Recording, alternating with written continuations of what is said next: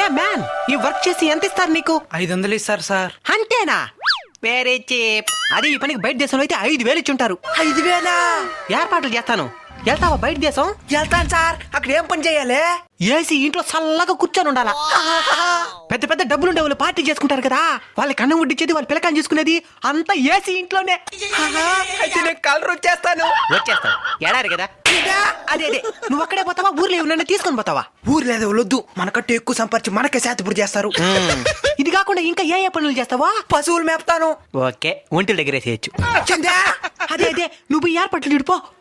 సరే తెల్లకొచ్చే పోతాను. అయ్యా రే బకరా దొరికినట్టు పంపిస్తానా? మంచి ఎడారు చూడండి. అలా మోసం చేయడం తప్పు కదా సార్. ఏది తప్పు? ముందు ఎక్కువ డబ్బులు ఆశపడి తప్పు చేసిన వాళ్ళు ఏ ఇండియాలో పని చేసుకుంటే వద్దనిందా? మంచి ఎడారు చూడు. ఎక్కువ డబ్బులు కాసుపడి ఏ జంట చేతిలో మోసపోవద్దండి. బయట దేశం పోయే ముందే జాగ్రత్త పడండి.